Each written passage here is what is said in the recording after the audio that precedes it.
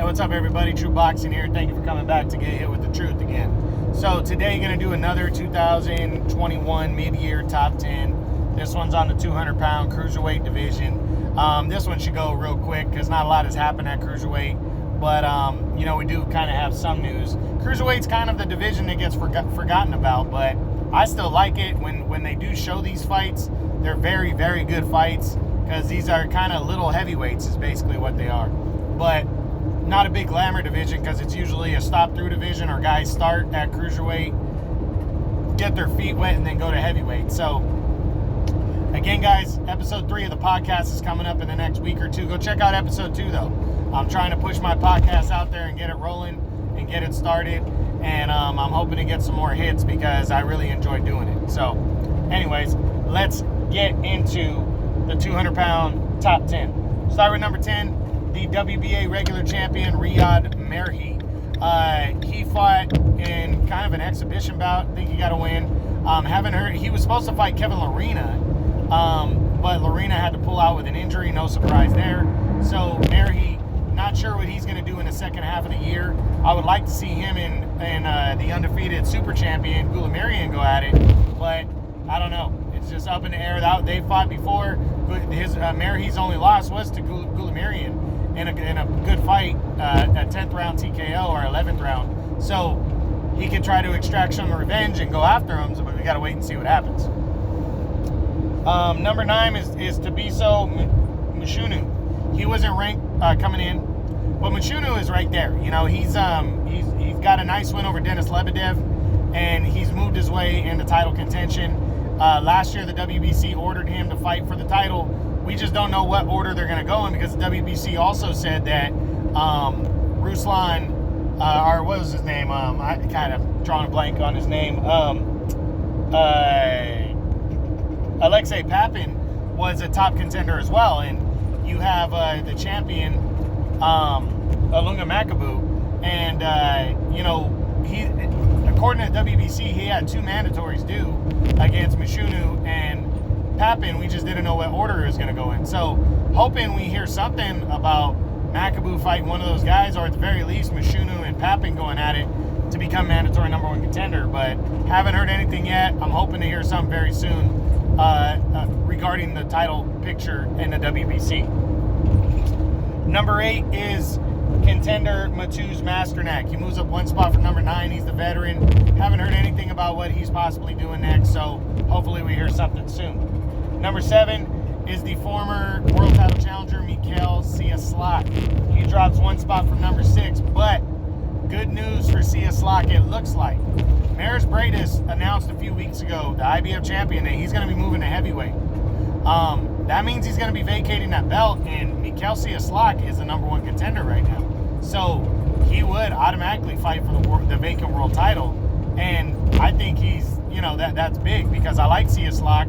He came up just short in January of 2020 against Ilunga Makabu in a good fight in Makabu's backyard, and it was a fight that got thrown together kind of last minute. So I think Cieslak fully prepared and a full training camp, I think he could definitely make some noise and become a world champion quite easily and have a good shot at, doing some damage at the cruiserweight limit. But we'll see what happens. I hope to hear an announcement on him fighting for the vacant IBF title very soon.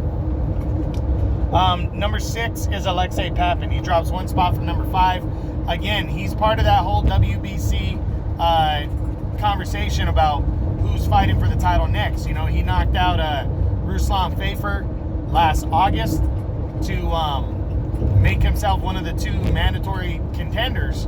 And then the WBC came out and said that him and Mushunu were both mandatories and had to fight for the title, but there hasn't been any clear direction on who's going to get the first shot or if they fight each other. It's kind of up in the air right now. I'm hoping to hear something soon because I like Alexei Papin. I would love to see him and Makabu in a rematch because their first fight was great back in 2019 when they fought in a contenders bout, and Makabu barely edged out Papin by a majority decision. Now it's Papin's only loss, so I'm hoping we hear hear something about it soon. Number 5, dropping 1 spot for number 4, is Noel Gavor. Nothing on Noel Gavor and what he's doing next. I hope to hear something soon because Gavor, even though he hasn't really been in a major fight since Maris Briedis. He's been widely avoided since that fight because most people feel, myself included, that he won that fight. And then Briedis goes on to win the whole tournament, you know, that's a big deal right there. That kind of sucked for Gabor, because if Briedis goes and wins the tournament, what could Gabor have done? So, you know, looking to see what Gabor does. Maybe he gets into some kind of an eliminator, something on that level, but hopefully we hear something soon. Number 4 is the undefeated WBO champion, Lawrence Okolie. Okolie crowned himself world champion with a dominant performance against Krzysztof Glowacki, the former 2-time champ. He stopped him in a 6th round, landed a laser right hand, put him out for good. Now he's pushing forward, trying to defend his belt. We'll see what he does.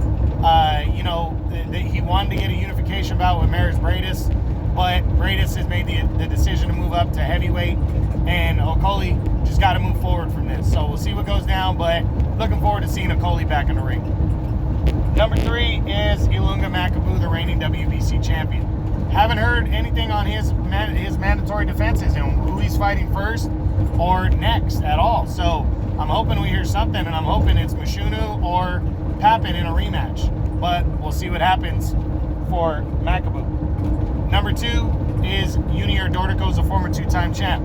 Dorticos just announced recently that he wants to get back in the cruiserweight mix to try to win another world title at cruiserweight. So doesn't look like he's moving to heavyweight following the loss to Briedis last year in the World Boxing Super Series finals. So it looks like he's returning to cruiserweight, trying to be the top cruiserweight now. We'll see what happens, but I'm hoping to see Dorticos back in the ring soon.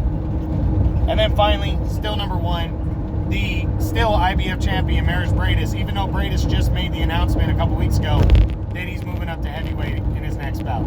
He hasn't announced the date yet. He hasn't given up the belt yet. So as of right now, I'm keeping him as a 200-pound cruiserweight, and he's still the top dog there. But by the end of the year, he will most likely have debuted at heavyweight, and I'll drop him out of the top 10 then. But he made the decision. We all knew it could come after he won the World Boxing Super Series last year, and I'm not surprised by it. I don't think he really wants anything to do with Lawrence Okolie, the WBO champion, when he could try to just make a name for himself at cruiserweight, possibly get a big fight. At heavyweight, and possibly get a big fight there. So we'll see.